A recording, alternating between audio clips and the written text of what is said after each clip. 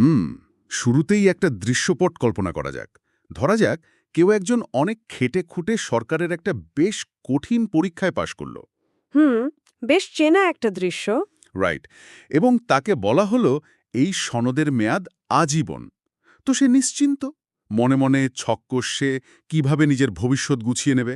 হ্যাঁ, এটাই তো স্বাভাবিক। কিন্তু কয়েক বছর পর হঠাৎ একদিন সকালে ঘুম থেকে উঠে সে শুনল নিয়ম বদলে গেছে।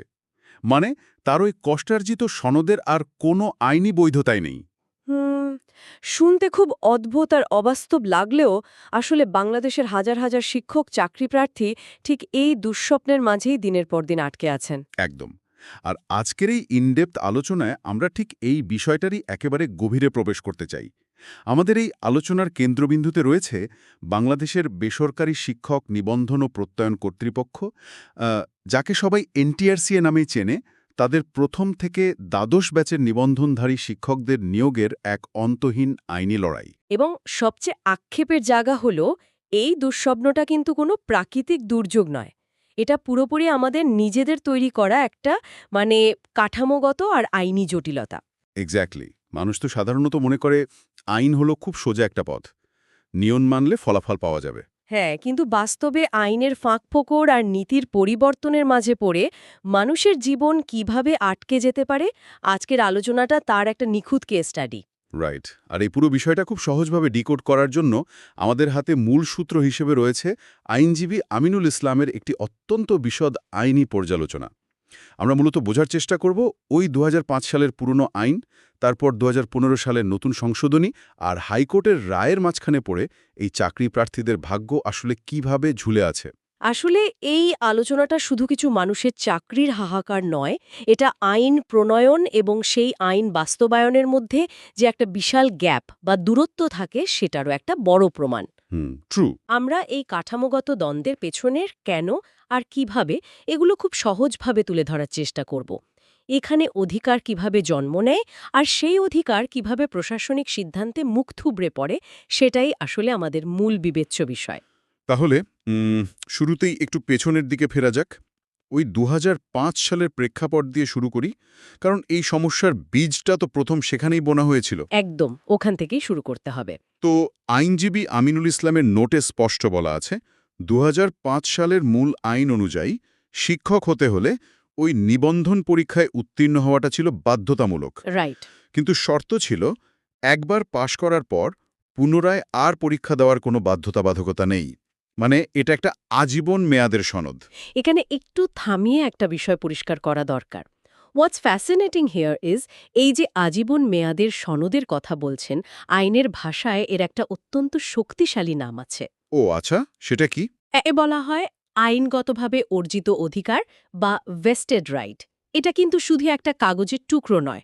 যখন রাষ্ট্র কোনো শর্ত সাপেক্ষে কাউকে একটি সনদ দেয় এবং সে সব নিয়ম মেনে তা অর্জন করে, তখন সেই অধিকার তার নিজস্ব সম্পত্তিতে পরিণত হয়। নিজস্ব সম্পত্তি? মানে ব্যাপারটা কি এমন যে কেউ একজন কষ্ট করে একখণ্ড জমি কিনল, আর রাষ্ট্র চাইলেই হঠাৎ করে কোনো ক্ষতিপূরণ ছাড়া সে জমি দখল করে নিতে পারবে না? একদম নিখুঁত উপমা। রাষ্ট্র চাইলেই পেছনের তারিখে গিয়ে আপনার অর্জিত অধিকার কেড়ে নিতে পারে না। বুঝতে পারছি। আইনের ভাষায় একে রেট্রোস্পেক্টিভ বা ভূতাপেক্ষ কার্যকারিতা বলে। মানে পেছনের তারিখ থেকে আইন চাপিয়ে দেওয়ার উপর একটা আইনি নিষেধাজ্ঞা আছে। তো ২০০৫ সালের ওই আইন অনুযায়ী যারা পরীক্ষা দিয়ে পাশ করেছিলেন, তারা এই রক্ষা কবচ নিয়েই বসেছিলেন। রাইট। তারা জানতেন তাদের সনদ বৈধ, যে কোনো সময় তারা শিক্ষক হিসেবে নিয়োগ পেতে পারেন। হ্যাঁ। কিন্তু এই নিয়োগ প্রক্রিয়াটা তো আগে একটু ভিন্ন ছিল। আমার যতদূর মনে পড়ে, আগে তো শিক্ষা প্রতিষ্ঠানগুলো নিজেরাই নিজেদের মতো করে শিক্ষক নিয়োগ দিত, তাই না? হ্যাঁ, হ্যাঁ। আগে পুরো নিয়োগ প্রক্রিয়াটা ছিল ডিসেন্ট্রালাইজড বা বিকেন্দ্রীভূত। স্কুল বা কলেজের ম্যানেজিং কমিটি পত্রিকায় বিজ্ঞাপন দিত। আচ্ছা। আর যাদের ওই নিবন্ধন সনদ থাকত, তারা সরাসরি আবেদন করতেন। এরপর স্থানীয়ভাবে একটা ভাইভা বা যাচাই বাছাইয়ের মাধ্যমে নিয়োগ দেওয়া হতো। ওকে, লেটস আনপ্যাক দিস। তাহলে সমস্যাটা আসলে কোথায় শুরু হলো? আমি যদি আগের উপমাটাই আবার টানি, ধরা যাক কেউ একজন পুরনো নিয়মে সারা জীবনের জন্য একটা ড্রাইভিং লাইসেন্স পেল। হুম। সে নিজের গাড়ি নিজে চালাচ্ছিল। কিন্তু কয়েক বছর পর মানে ২০১৫ সালে এসে কর্তৃপক্ষ বলল এখন থেকে কেন্দ্রীয়ভাবে নতুন নিয়মে লাইসেন্স দেওয়া হবে। তাই পুরনো চালকদের আবার নতুন করে পরীক্ষা দিতে হবে।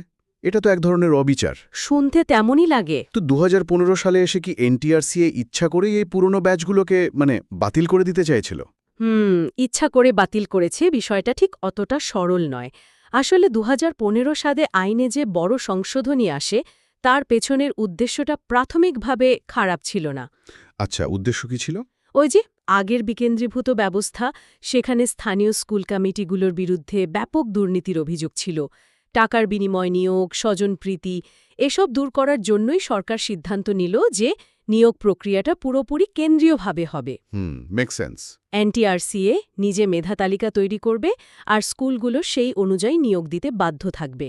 মানে উদ্দেশ্য মহৎ ছিল, কিন্তু এর বাস্তবায়ন গিয়ে সরাসরি আঘাত করল ওই ১ থেকে ১২ গাছের পুরনো প্রার্থীদের উপর। ঠিক তাই। এটা ছিল নীতি নির্ধারকদের একটা বিশাল পলিসি ব্লাইন্ড স্পট বা অন্ধবিন্দু। তারা নতুন একটা কাঠামো তৈরি করল ঠিকই, কিন্তু সেই কাঠামোর ভেতরে পুরনো লাখ লাখ চাকরি প্রার্থীকে কিভাবে জায়গা দেওয়া হবে তার কোনো স্পষ্ট মেকানিজম বা পদ্ধতি রাখা হল না। ও ওয়াও। ওপর কিন্তু কেন্দ্র তাদের পুরনো আজীবন মেয়াদের সনদকে নতুন নিয়মের ছাঁচে ফেলতে গিয়ে পুরো বিষয়টা একটা জগা খিচুড়ি পাকিয়ে ফেলল। এবং এই জগা খিচুড়ির সুযোগেই কি তাহলে পুরো ব্যবস্থার উপর একটা আস্থা সংকট তৈরি হলো? একদম তাই। কারণ আইনজীবী আমিনুল ইসলামের পর্যালোচনায় একটা বিষয় খুব জোরালোভাবে উঠে এসেছে, আর তা হল জাল সনদের ভয়াবহতা। হ্যাঁ, এটা একটা বিশাল ইস্যু। একদিকে বৈধ সনদধারীরা বছরের পর বছর ঘুরছেন, অন্যদিকে ভুয়া সনদ নিয়ে অনেকে দিব্যি চাকরি করছেন।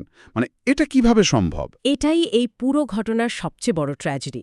দেখুন, যখন আপনি নিয়োগ প্রক্রিয়া সেন্ট্রালাইজ করছেন, তখন আপনি মূলত একটা বিশাল ডেটাবেস বা তথ্য ভাণ্ডারের ওপর নির্ভর করছেন। আপনার মূল কাজই হল যাচাই বাছাই করা। কিন্তু দেখা গেল ঠিক এই কেন্দ্রীয় যাচাই বাছাইয়ের দেয়াল টপকেই অসংখ্য জাল সনদধারী শিক্ষক হিসাবে নিয়োগ পেয়ে গেলেন। মানে রক্ষকই ভক্ষক হয়ে গেল। অনেকটাই সেরকম। এর পেছনের কারণ হতে পারে প্রযুক্তিগত দুর্বলতা, ভেতরের যোগসাজশ অথবা চরম প্রশাসনিক অবহেলা। কিন্তু এর ফলে সবচেয়ে বেশি ক্ষতিগ্রস্ত তো হচ্ছেন ওই সাধারণ এবং বৈধ প্রার্থীরা, যারা সত্যিকারের পরীক্ষা দিয়ে মেধা খাটিয়ে সনদ অর্জন করেছেন। তারা কেনই এনটিআরসি-এর ব্যর্থতার খেসারত দেবেন? রাইট, এটাই সবচেয়ে বড় ক্ষোভের জায়গা। এনটিআরসি-এর তো জন্মই হয়েছিল যাচাই বাছাই করে প্রত্যয়ন করার জন্য। হ্যাঁ, ওটাই তো তাদের মূল কাজ। যদি সেই কাজটাই তারা ঠিকমতো করতে না পারে, তাহলে তাদের অস্তিত্বের যৌক্তিকতা নিয়েই তো প্রশ্ন ওঠে, তাই না? বৈধ প্রার্থীরা দিনের পর দিন অপেক্ষা করছেন কারণ সিস্টেম তাদের নিতে পারছে না, অথচ সিস্টেমের ফাঁক গলে জালিয়াতরা ভেতরে ঢুকে পড়ছে। আর এই চরম ব্যর্থতা আর হতাশা থেকেই হয়তো অ্যাডভোকেট আমিনুল ইসলাম তার নোটে একটা এক্সট্রিম প্রস্তাব দিয়েছেন। সেই বিলুপ্ত করার প্রস্তাবটা? হ্যাঁ, তিনি বলেছেন কিভাবে এত জাল সনদধারীর নিয়োগ পেল সেই দায়ভার নিজেদের কাঁধে নিয়ে বর্তমান এনটিআরসি-কে বিলুপ্ত করে দেওয়া উচিত। এবং পিএসসি বা পাবলিক সার্ভিস কমিশনের মাধ্যমে নিয়োগ দেওয়ার কথা বলেছেন। রাইট, পিএসসির মাধ্যমে শিক্ষক নিয়োগ দেওয়াটা নাকি অনেক বেশি যৌক্তিক হবে। কিন্তু হোল্ড অন, এখানে একটু থামি। আচ্ছা, জাল সনদ আটকাতে না পারার কারণে পুরো একটা এনটিআরসি বাতিল করে পিএসসিকে দায়িত্ব দেওয়ার প্রস্তাব কি একটু বেশি চরম বা এক্সট্রিম হয়ে যাচ্ছে না? কেন মনে হচ্ছে আপনার? মানে ধরুন একটা বাড়ির দরজা ভাঙা থাকলে বা পাহারাদার ব্যর্থ হলে কি আমরা পুরো বাড়িটাই ভেঙে ফেলি? এটা তো কোনো লজিক হতে পারে না। আপনার পাল্টা যুক্তিটা সাধারণ দৃষ্টিতে খুব প্রাসঙ্গিক। একটা প্রতিষ্ঠান সংস্কার করাই তো স্বাভাবিক নিয়ম হওয়ার কথা। ঠিক। কিন্তু আমাদের এই প্রস্তাবের পেছনে বৃহত্তর প্রেক্ষাপট এবং প্রাতিষ্ঠানিক সংকটের মাত্রাটা বুঝতে হবে। যখন একটি সেন্ট্রাল অথরিটির মূল কাজই হল সনদ যাচাই বাছাই ও প্রত্যয়ন করা, তাদের কিনারে চলে যায়, তখন কিন্তু আর বিষয়টা শুধু দরজা ভাঙা থাকে না, মূল ভিত্তিটাই নড়ে যায়। মানে আপনি বলতে চাইছেন পাহারাদারের কাজ যদি শুধুই পাহারা দেওয়া হয় আর সে যদি নিজেই চোরকে পথ দেখিয়ে দেয়, তখন ওই পাহারাদারের পোশাকটার আর কোনো মূল্যই থাকে না। এক্স্যাক্টলি, এখানে প্রাতিষ্ঠানিক দায়বদ্ধতার বিষয়টিই সবচেয়ে গুরুত্বপূর্ণ। এই চরম প্রস্তাবের মূল বার্তাটা আসলে এনটিআরসি-এ ধ্বংস করা নয়, বরং জবাবদিহিতার একটা শক্ত দৃষ্টান্ত স্থাপন করা। ও আচ্ছা, একটা মেসেজ দেওয়া আর কি। হ্যাঁ, পিএসসির কথা উদাহরণ হিসেবে এসেছে, কারণ তাদের নিয়োগ প্রক্রিয়ায় স্বচ্ছতার একটা ভালো ট্র্যাক রেকর্ড আছে। তিনি মূলত বোঝাতে চেয়েছেন সিস্টেমের ব্যর্থতার কারণে সাধারণ প্রার্থীরা যাতে আর ক্ষতিগ্রস্ত না হন, তার জন্য প্রয়োজনে পুরো কাঠামোটাকেই নতুন করে সাজাতে হবে। বুঝলাম। কিন্তু এই যে একদিকে পুরনো বনাম নতুন আইনের সংঘাত, অন্যদিকে সিস্টেমের প্রতি আস্থার অভাব, সব মিলিয়ে তো ওই ১ থেকে ১২ ব্যাচের প্রার্থীদের জীবন একটা গোলকধাঁধায় আটকে গেছে। হ্যাঁ, চরম একটা অনিশ্চয়তা। তাহলে এর সমাধানটা কোথায়? আমরা তো জানি যে এই প্রার্থীরা নিজেদের অধিকার আদায়ে আদালতের দ্বারস্থ হয়েছিলেন। রাইট। এবং এই জায়গাটিতে এসেই বিচার বিভাগ এবং সরকারের নির্বাহী কাঠামোর একটা অদ্ভুত টানাপোড়েন শুরু হয়। টানাপোড়েন মানে কিরকম? ধরুন ২০১৬ সালের দিকে সরকার একটা নতুন বিধিমালা তৈরি করে, যেখানে এনটিআরসিএকে মেধা তালিকা তৈরি করে প্রতিষ্ঠানভিত্তিক সুপারিশ করার আইনি ক্ষমতা দেওয়া হয়। কিন্তু সেই বিধিমালাতেও ওই ১-১২ ব্যাচের ভাগ্য পরিষ্কার করা হয়নি। যার কারণেই তো বাধ্য হয়ে তাদের হাইকোর্টে যেতে হয়, তাই না? ঠিক তাই। এবং ১-১২ ব্যাচের নিয়োগের সবচেয়ে শক্তিশালী আইনি ভিত্তি হল এই হাইকোর্টের রায়। আদালত খুব স্পষ্টভাবে বলে দিয়েছেন যে যারা আগে নিবন্ধন পেয়েছে তাদের অধিকার অগ্রাধিকার ভিত্তিতে বিবেচনা করতে হবে। মানে তাদের ওই ভেস্টেড রাইট বা অর্জিত অধিকারের কারণে। এক্স্যাক্টলি। সরকারও এনটিআরসিএকে আলাদা ব্যবস্থা নিতে নির্দেশ দেওয়া হয়েছে এবং অনেক ক্ষেত্রে বিশেষ নিয়োগ বা স্পেশাল রিক্রুটমেন্টেরও নির্দেশ দেওয়া হয়েছে। আচ্ছা, তার মানে কোর্ট সরাসরি তাদের ফেভারে রায় দিয়েছে। হ্যাঁ।